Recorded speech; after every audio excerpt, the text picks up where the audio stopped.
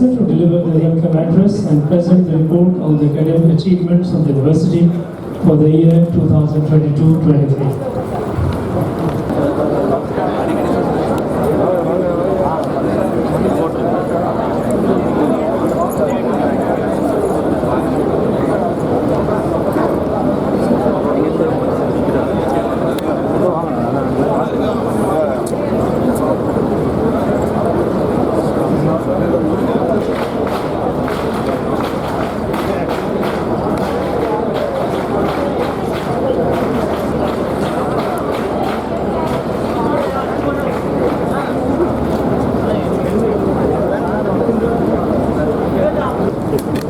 Arulmozhi A, Askar A,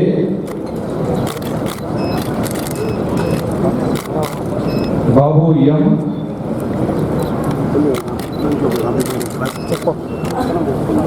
Balamurugan K, Charlotte Arputhamani, Devibala M, Dharani D, Divya D, Ilavarasi A,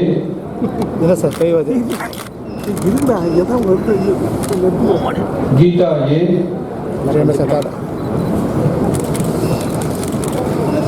Gnanasakthi K, momentous day.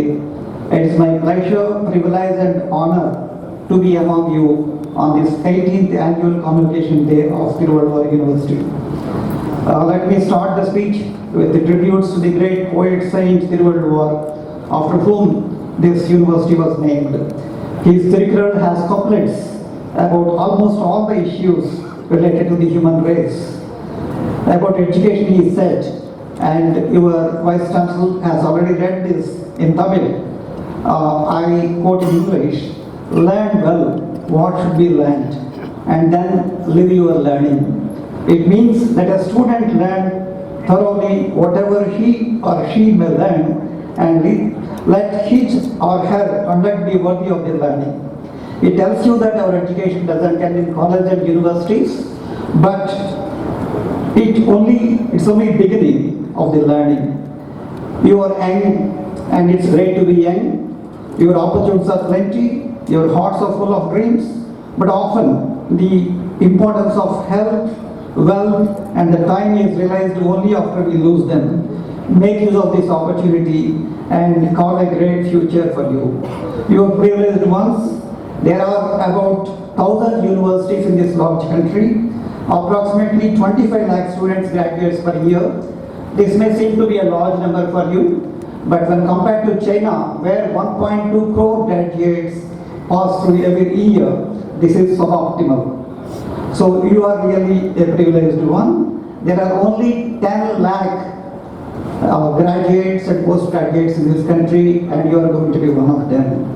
The new education policy of the Government of India addresses issues related to education by connecting vocational and formal education, introducing flexible structures, promoting exponential learning, enhancing technological innovation, encouraging international collaborations, and increasing public investment to improve educational infrastructure. Now it is up to you to take this opportunity to benefit from this such a revolutionary policy of the Government of India, which brought the much needed flexibility to the system. But sometimes you may face the problem of plenty, what to choose and what not to choose. Which field is important? It is like asking which piece of the jigsaw puzzle is important. It may be a small piece, but without that, the puzzle is not complete. So every drop of the ocean is important. Only these drops make the ocean. It is a general advice you receive that follow your heart after getting your degree.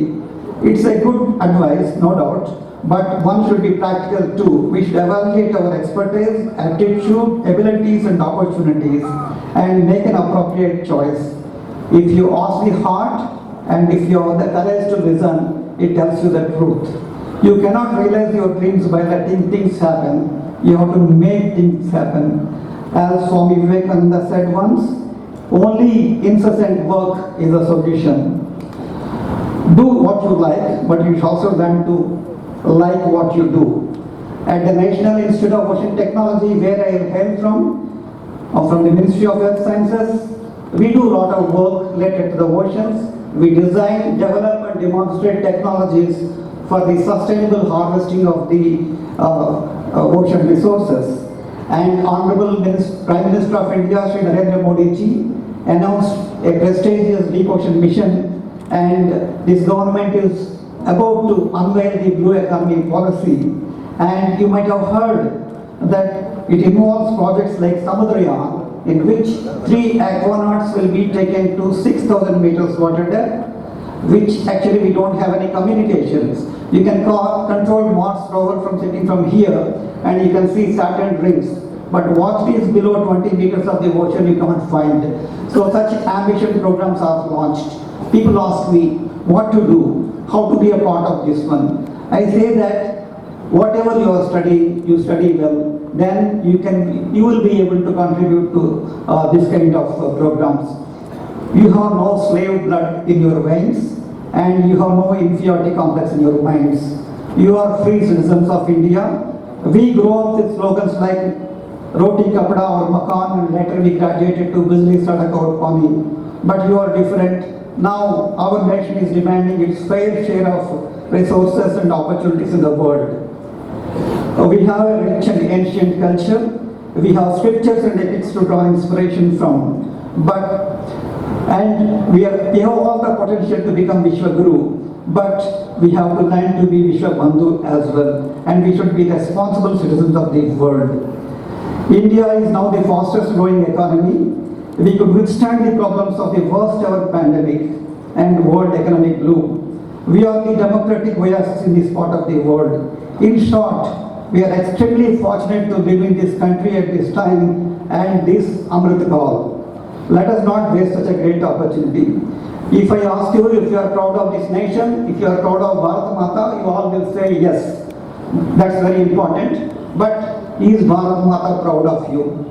This is the question you have to ask yourself. In fact, this is the question we all should ask ourselves. We know our defense forces, our Jawans guard the nation, our Kisans feed us. But what do they guard? It is our responsibility to make this nation worth protecting. Earlier, United States of America was the land of opportunities. Now that mantle has passed to India.